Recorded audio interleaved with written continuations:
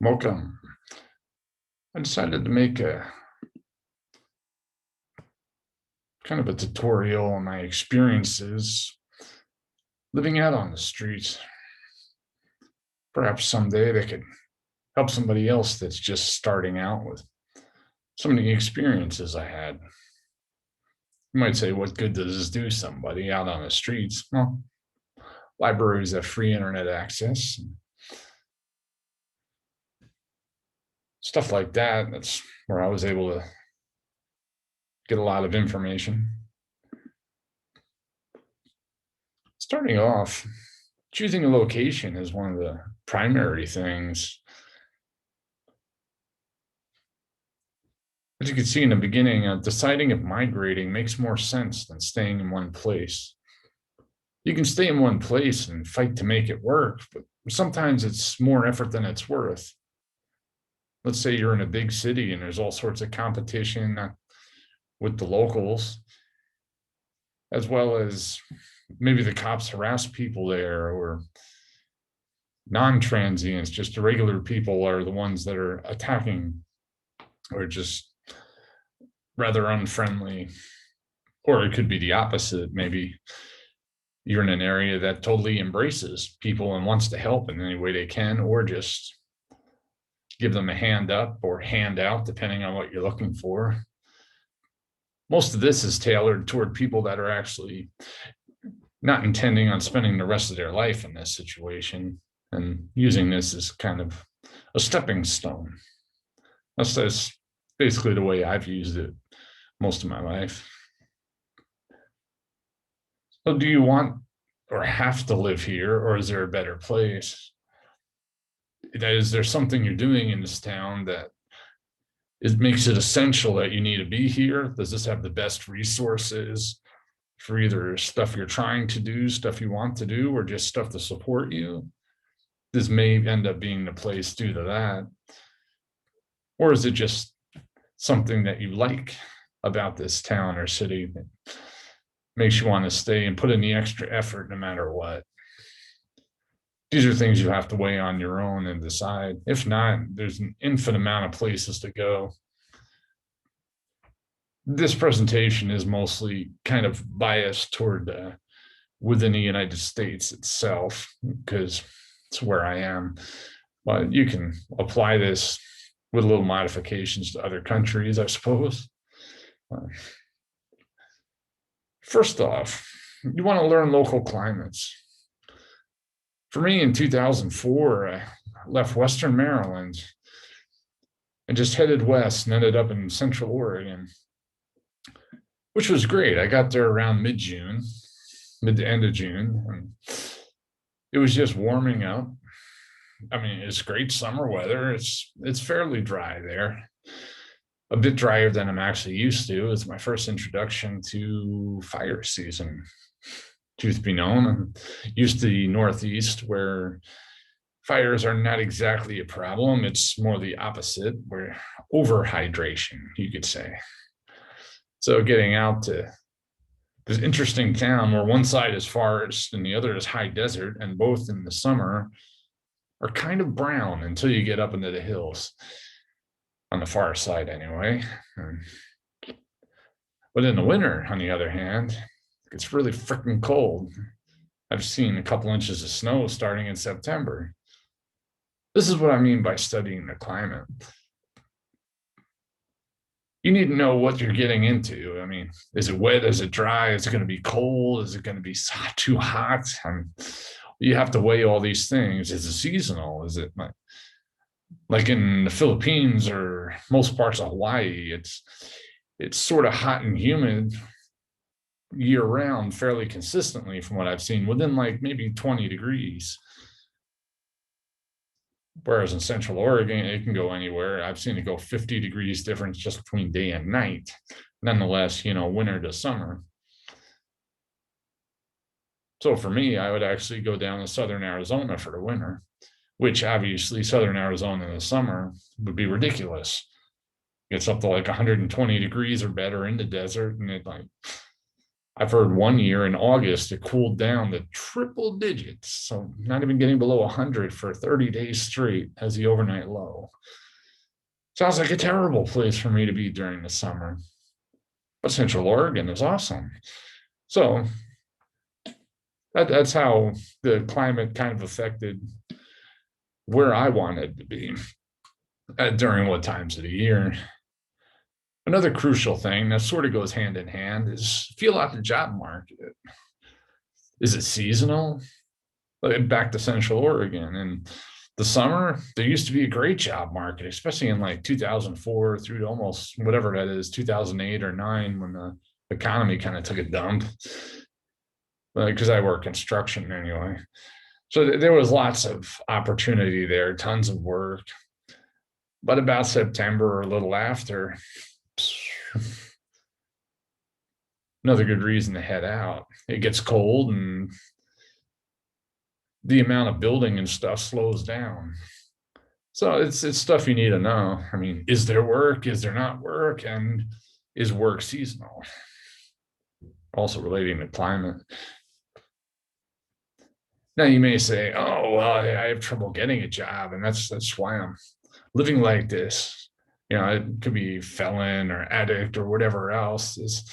Oh, if you're having trouble getting a job, day labor services, Labor Ready, Labor Express. I mean, it's Bend Instant Labor was another one. I mean, there's actually quite a few of them, and they change names depending on your location and what part of the country as well. But almost all of these, you just show up in the morning, you wait around for an hour or two. Hopefully they have jobs. If not, you come back the next day. I mean, it kind of sucks. You get paid on the bottom, but you do get paid per day. They generally don't do much with the background checks, and drug screens generally are not issued at all. At least I've never seen one. So it makes it kind of ideal for those people either just traveling through or that can't get a job anywhere else. It's one of those no questions asked things because they know. They know. Now, what if you have no ties to be anywhere in particular and you just want to make money, you want to save, and that's why you're living like this? Well, in that case, if you really want to work, what I found after the construction died out in Bend, I ended up going to Alaska for the fishing industry. It's pretty hard work, long hours, cold, wet environment. It's not for everybody, and I dare say not for most people. But I did do that for about a decade. In general, if you do a little bit of searching and you know a couple of little things, you can find that over half of the companies will give you a free flight round trip from Seattle. Generally, you have to get there on your own. You'll get free room and board while you're there, free laundry. So basically, you're living for free the whole time. And then on top of it, you get to work. So even if you're not working, you're still living for free. So if you got nothing going on in a lower 48, awesome. Yeah. I've heard maybe the oil rigs are the same, but I haven't personally checked them out. And they're also a little harder to get on. I've heard that a lot of the companies up in Alaska, it's just a matter of if you're able to get to a library and use a free website to fill out their application, I mean, you're almost guaranteed to get hired. Though a warning ahead of time, a lot of those companies will actually require a drug screening. Now, assuming you found a good place, one thing to do is you ask the fellow transient about resources. Where can you get showers, food, housing, clothing, well, whatever you need, whatever you're looking for. For me, I was fortunate enough to have a car to live out of for a while, so that kind of took care of the housing. When money got extremely tight, like when I first ended up there, it was basically just living out of canned goods. Of course, there's always food banks or food stamps or whatever else. There's always a lot of options. You just need to ask the locals about where to go and if you're interested in that kind of thing. If you need clothing, again, there's generally some places around you can get something, whether it be churches or Salvation Armies, or if you have a couple of dollars, or go through a labor ready, you can just go down to the thrift stores a lot of times. And showers are another important thing. Sometimes in state parks, you can get it for like $2, or I've even had like gym memberships. Maybe you pay $15-20 a month and you get unlimited showers, access to the gym, and all that. So it's whatever. There's a lot of different ways to go. Or even some places like in Portland, they have transition projects. So you do have a long line to wait in when you go for a free shower place, especially with this COVID thing. It's gotten obscenely ridiculous. Yeah, it's actually not a good time to be out on the streets right now. This was all way prior.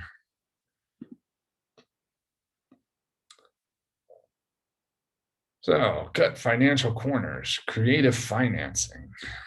What does that mean? It means don't go to the bar and spend all your money.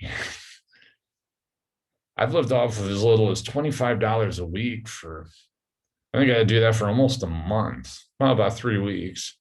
I just started with a temp service, so I wouldn't get paid you get paid every 2 weeks, and the first check, you have to wait an extra week.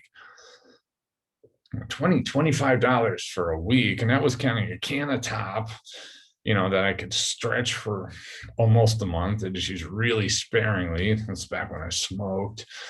Gas for my car. Obviously, I'm not going too many places other than work, and trying to keep my food bill down, almost non-existent. It's quite a stretch, but if you work at it, it can be done. Feel out safe areas. Perhaps the town you're in doesn't have any bad areas, which is awesome. But if they do, you want to make sure you're not in an area that either locals, cops, or whoever else is going to be harassing you. Mapping out restrooms is probably one of the single most important things, especially if you're in a city, because most people are not going to let you in there. And if the cops are going to harass you, if you're in too nice an area, if you just sit there writing your name on the walls of random buildings, like do in New York, then you're going to have to figure this out. And fortunately, if you're close enough to be like near like Walmarts or supermarkets or somewhere else, generally public bathrooms are all around. But if you're in, let's say, a place like downtown Portland and there's no loos or anything else around or whatnot, you're going to have to figure out where to go. That people aren't going to get all pissed off about it. And,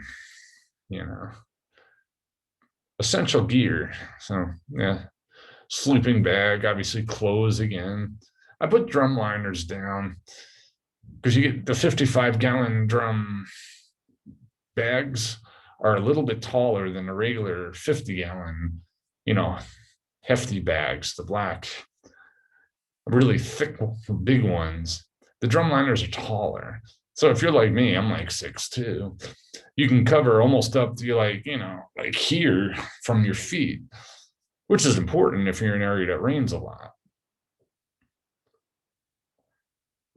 I found a nice area with a doorway. So just having one bag I could pull up like that and the rest of me inside a doorway was enough to keep me dry most of the time. But do be aware that you're going to sweat inside of there, or the moisture is going to build up. So your sleeping bag's still going to be kind of wet. At least it won't be like totally friggin' soaked as a river runs by the outside of your doorway.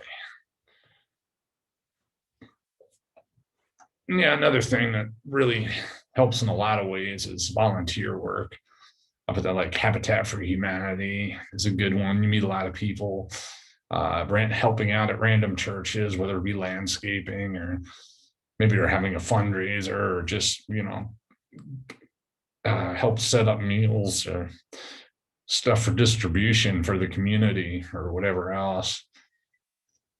And this the last one's harder, but people that need help. It's if you can find random people that need assistance, it's the more people you can meet and the more good you do by people, the more doors are going to open to you and the more resources will be available. So it's you're stirring your own karma at that point. Like especially with Habitat for Humanity, you're working there is a lot of people either have their own businesses or work for other contractors and other such. So the chances of you finding employment by just going and working for free at a place like that, I mean, finding paid employment by working a free place like that is much, much higher. Things to avoid. This is, again, my personal opinion, because I'm not looking to create a lifestyle out of this. This is just temporary to save money, and maybe it's where I ended up at the time. So accumulation is just keep along as what you can pack or carry off. I try to keep everything to what I can put in a hiking pack and maybe like a carry bag, something like that, something where I can just put everything in my arms, on my back, and walk to the next town or hitch to the next state or whatever else. It's just, I have the ability to be mobile, and this allows a lot more freedom. So you avoid accumulation, and shopping carts, of course, is because they promote accumulation. People like it. Oh, I just wheel it from here to here. And it's like, yeah, well, now you have the tendency to have even more stuff that you don't need because of that. It's differences between needs and wants are something that takes everybody a while to figure out. There's a lot of things we want that we assume we need that later on we realize, if you really think about, I didn't actually need that. Permanent structures. A lot of people have tents and stuff. Some do the pallet buildings. But yeah, unless you're in a homeless tolerant area like Portland, you're going to generally draw a lot of attention. I mean, you could just set up randomly and do it. Either the locals or cops or others may have problems with it, or business owners if you happen to be too near one. Some people are just sensitive about that kind of stuff. If you have a low profile, most people won't even realize you're there, especially if you're in, just at night and pack or hide your stuff during the day, or maybe you can even find a place with like a locker you can store stuff in for relatively cheap, just a couple dollars a day, if that. If you have a little more money, a storage unit is awesome. Then you can keep most of your stuff there. I did that for 3.5 months back in 2012 when I did culinary school. Whatever, like $60 a month. And it's a little bit spendy, but you have the peace of mind of knowing all your stuff is there. Just go in at night, take stuff out, be homeless guy, throw it in the morning, come out, and you're ordinary guy.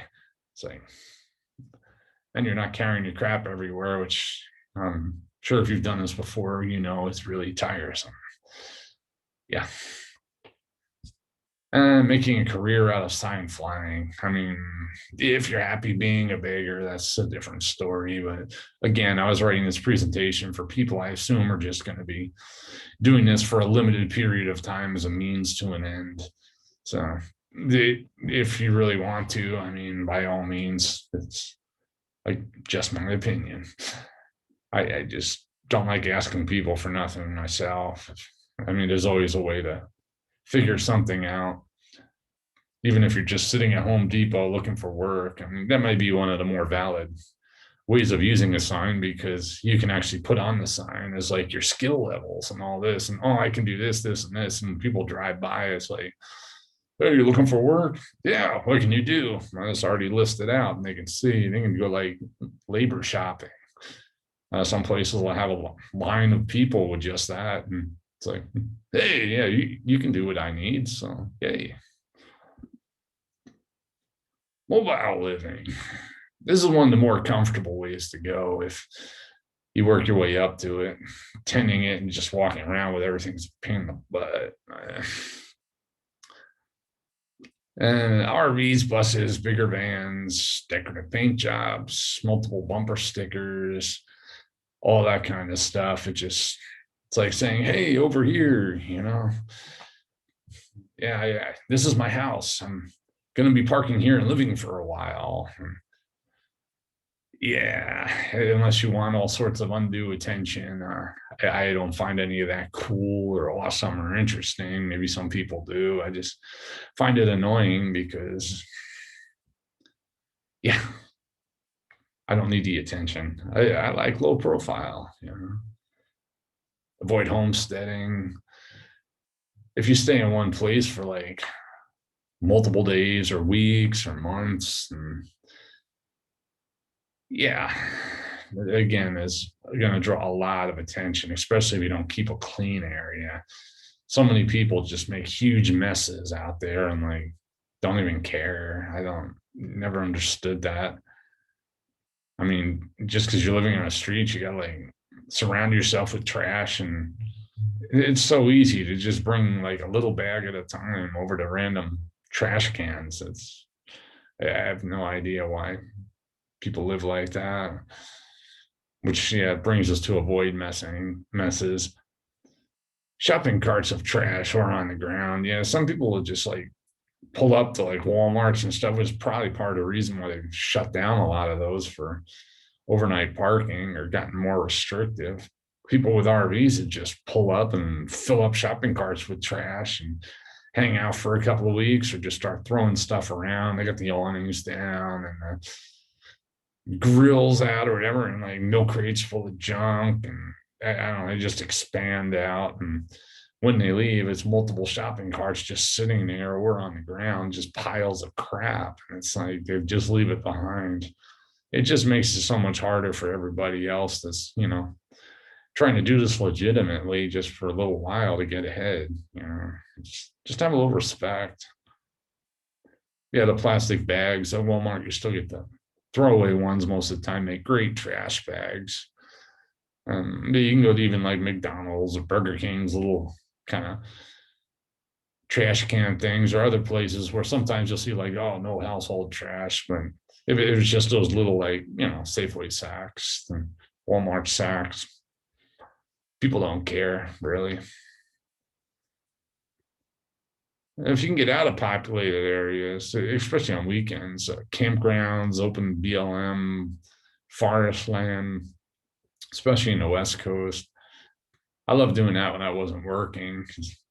I just take the weekend off and just drive out. I mean, in Bend, it was close enough, like maybe not even 10, 20 miles. And you're somewhere you can just sit for a few days if you wanted. Generally, I just do like 2 or 3, but just hang out, and you're allowed up to like at least 7, maybe up to 14 days straight in most areas.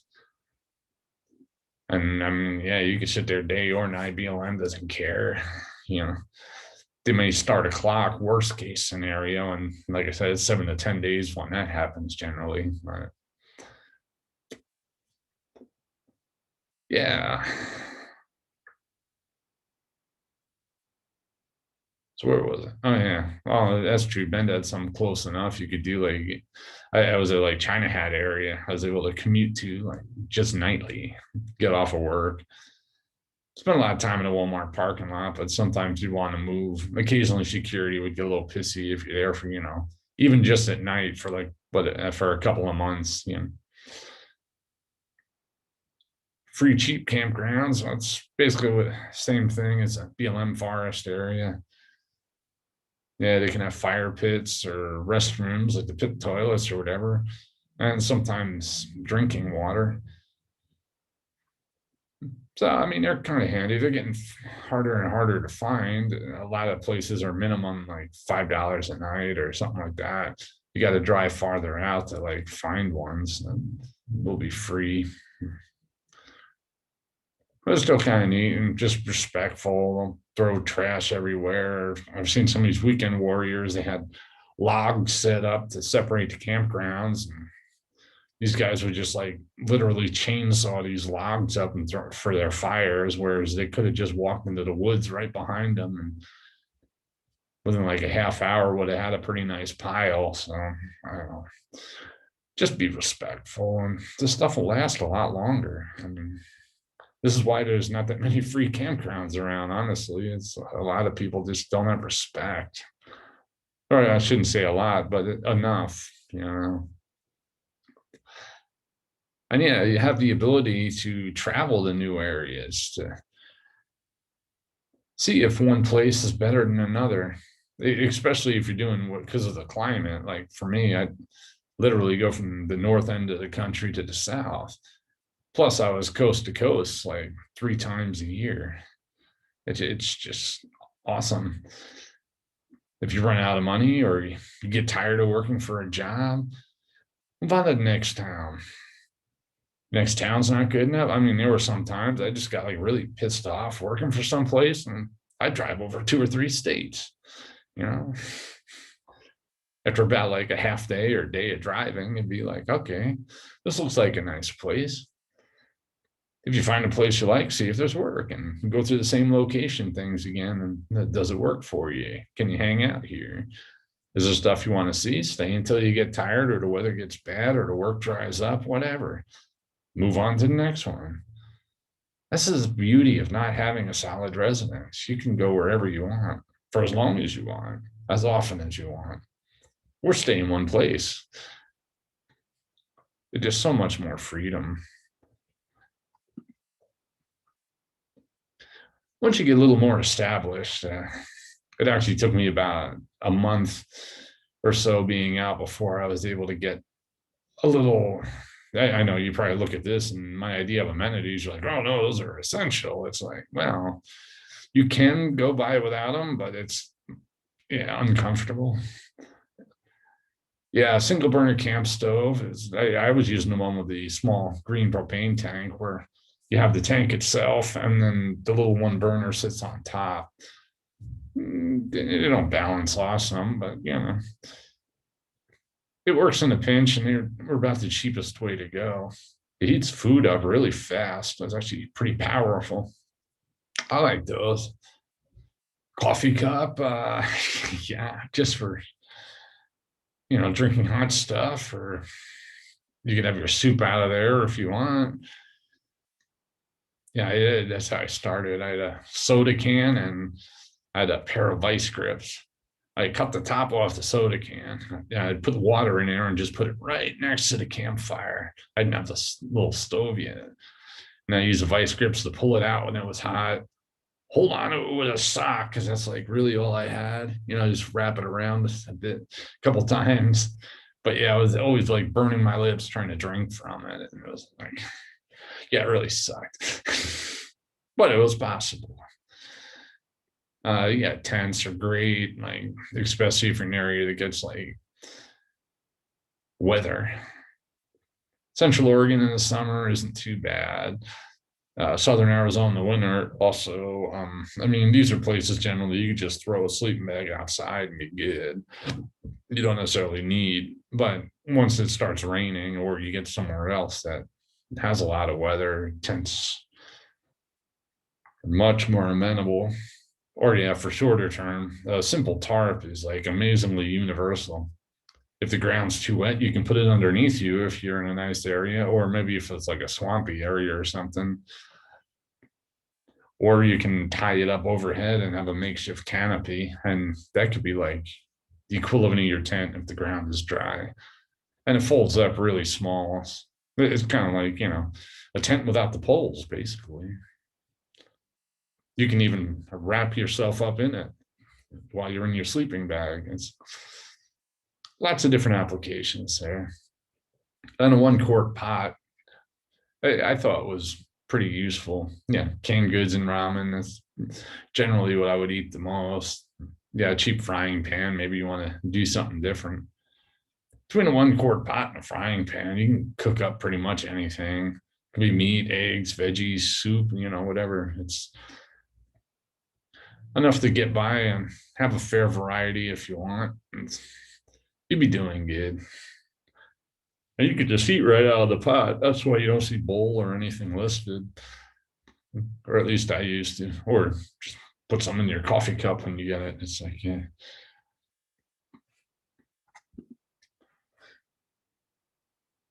Now, long-term breakaways. What is important things you can think about while you're doing this? Again, doing good by people, like the volunteer work, it can open amazing doors, ample opportunities. Yeah, you can. I've had places to stay. A good example is I just got back from season. I don't know. I just finished up my season in Oregon, and I decided to head south. So I went all the way down to Flagstaff, Arizona. And I'm sitting in there trying to figure out what to do, where to go, because I know Flagstaff's going to get pretty cold and it's still way too hot to go to southern Arizona. Yeah, that little 100-mile stretch in between, it can go from 75 degrees to like 115 in like 100 miles. So, yeah, you got to be kind of aware of elevation. And this was the year of the whole Katrina thing. So I'm sitting there watching that on TV and I was like, all right, yeah, like really helping people out and impact is something I do to make myself feel good. So I drive all the way over to Fort Chaffee or Fort Smith in Arkansas. Stop there for like a week. I don't know anybody. My first day there, I'm working with another guy working with like the Red Cross, sorting some like donation stuff or whatever. And yeah, ended up going to his house. So just going down to volunteer, and guys like, hey, hey, you're all right. And hey, you got no place to stay? Sure. I got a sofa, and he even made me some food and whatnot. And like, righteous.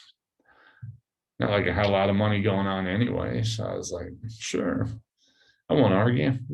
I had also helped him out because he was having massive car problems. So I was able to like give him a ride back to this house and whatnot. So, I mean, if you help people out, it just really helps you out.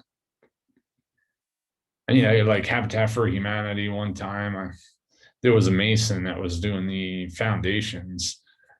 He was doing like, the footers and the step walls so they could do the house. And he needed a hand for, like a week or two. Like, all right. I was already there volunteering. So he's like, hey, you want like a little work on the side? And hey, yeah, these opportunities, they can pop up all over. There's really no telling what can happen. So it's definitely worth thinking about. Using low cost living as a way to get out of debt. Yes, definitely. Well, appreciating the difference between needs and wants comes with time. You got to break through the commercialism barrier that, especially in this country, is so predominant. For me, I left Western Maryland in 2004. I was about 25, 30 grand in debt. And after about 6 years, I was able to fight my way through that. I never, but once or twice, I think broke 20 grand in a year. So making a lot less than most other people do, I knocked off a substantial debt.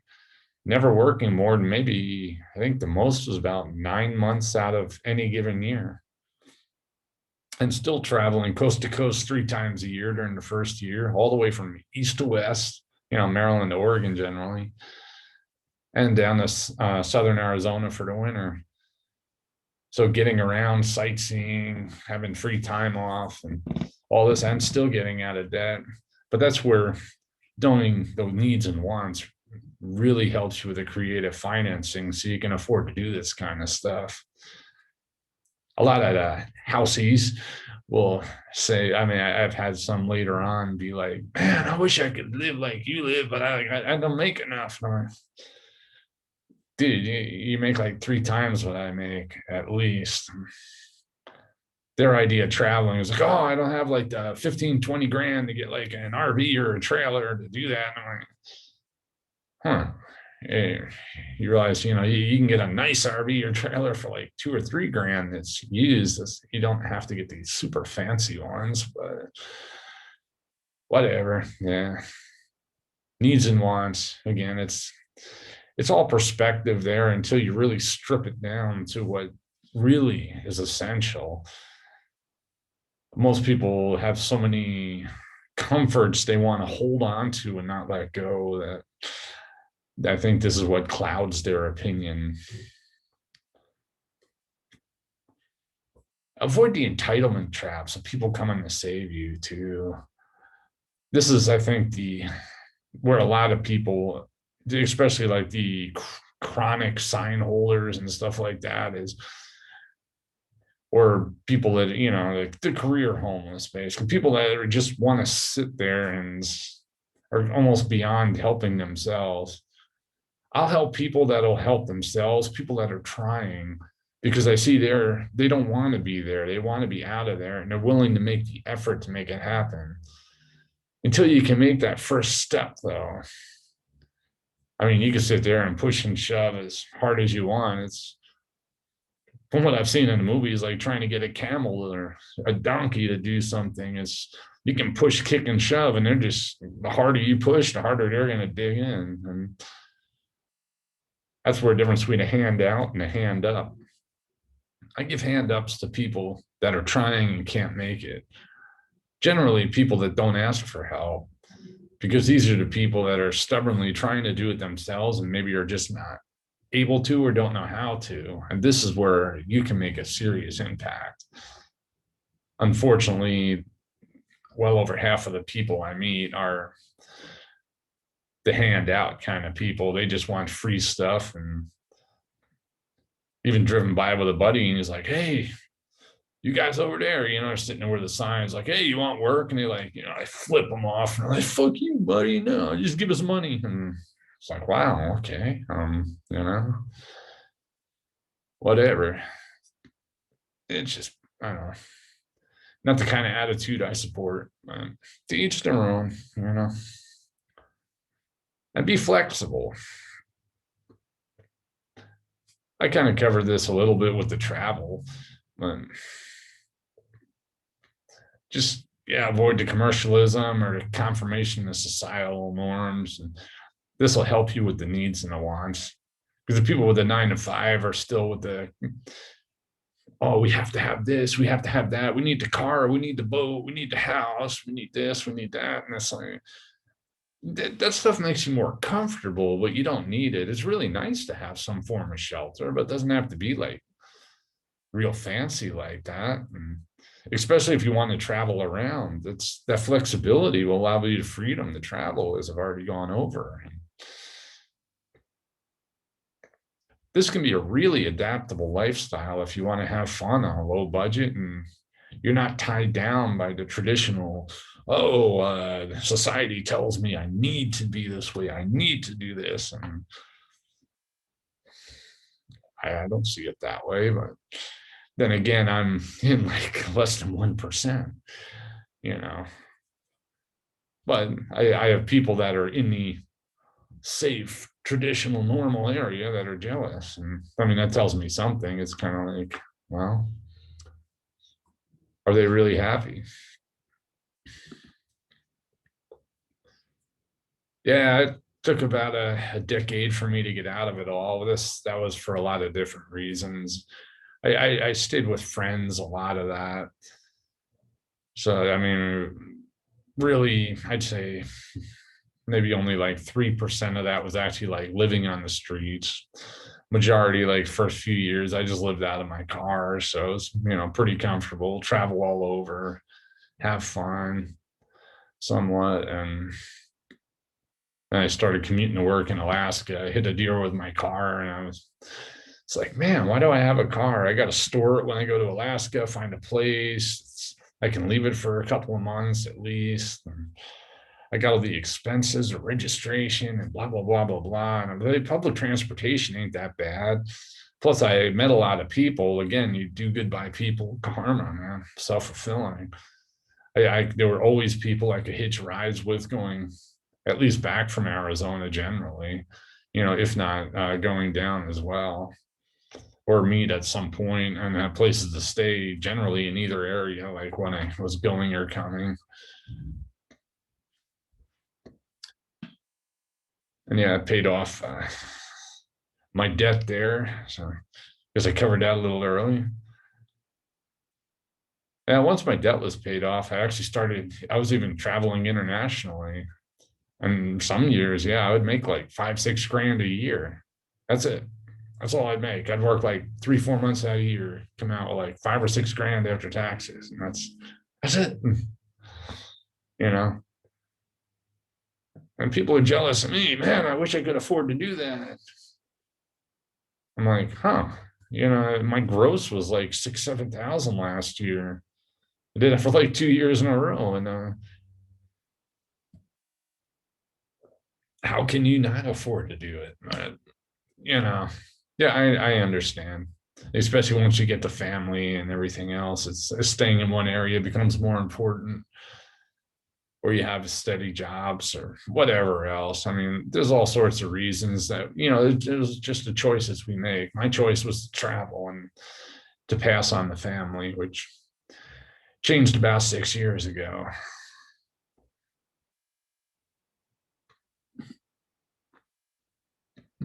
Yeah, takeaway. So what's the point of this whole presentation anyway? I guess I've already covered pretty much all of this. But yeah, until the last 4 or 5 years, really only broken like 20K a couple times. That was actually like, I guess about 5 years ago, the first boat job I actually went on. Most of my time in Alaska was spent at land plants. And the boat jobs, I think I did actually make it up almost like 25 to 30, take home, and like, that's gross. But 4 months, 4 or 5 months, 8 grand a month is actually not that unreasonable, even for a processor on some of the big, better companies. You can make a lot more, but you can also make a lot less. And there's no state tax in Alaska, and that makes it nice. I'm a Florida resident, so I don't pay a state tax there either. Working in Oregon the last year, I've made up for it. uh, and yeah, a lot of people they don't understand compromises I've made to make this lifestyle possible. They just look, oh, you get to do all this stuff. They don't realize, yeah, I got to do all this stuff because I took away some of the level of comfort that you may not be willing to part with. Knowing the difference between needs and wants, I was able to accommodate and say, well, I can push all this stuff aside, and then I have this much more money and can do this on a budget that's maybe like even 15% of what it would be if I tried to do it on this huge comfort level. It's like, instead of thousands of dollars, I can do it on maybe just a couple hundred, because sometimes that easy. And the story I put down here is, let's picture this. You have this fisherman that just works in a local area. He loves his life. He's happy. And then you have these tourists. It could be people like me that would just go to another country. But, more people that like the comforts more. They want to really experience like a fancy vacation. They go to the high dollar resorts. They want to do all the jet skiing, the scuba diving, et cetera, et cetera. They want to do all these things. Rent a car over there, or have like a fancy car with a driver, a chauffeur, and and they look at all this, and then they look at the locals and they're like, man, you guys got it made. It's like, I want to start my own business if they don't already have it, and just become like entrepreneur and just save up all this money. And they're like, man, if I do this for like 10, 20 years, then I could buy a house over here, and I could do this and that, and I could live and do all this stuff. And the poor fisherman, that guy just lives in the shack with his family right off the beach. I mean, they just pretty much live off the land, maybe they're to the outskirts of this touristy area and they just come in. That's like their income, is toting these other people around, because they know like where to go fish and where to do this, or they have a boat. Maybe the boat is like the biggest expense they have. And what the rich guy doesn't see is how this guy has to fight to keep this boat going all the time and maybe barely make ends meet, but they're happy. Once they do that, they can kick back, they relax, they're already in a tropical paradise. Why waste your whole life trying to get there when you can just be there and live your whole life that way? And that's kind of my whole problem with commercialism and everything else. People strive and fight to make as much money as they can. They'll go up, up, up, up, up, up, up, up, up, up, and to reach a certain level. But the level they're talking about getting to is something that was easily obtainable way at the bottom. It's just so confusing to me sometimes. But again, it's perspective. That's just the way a lot of the Western world is. We're just taught you have to have all these things. You need all this money. You need all this and that. And I disagree. It's about the heart. What does the heart want? Follow your dreams.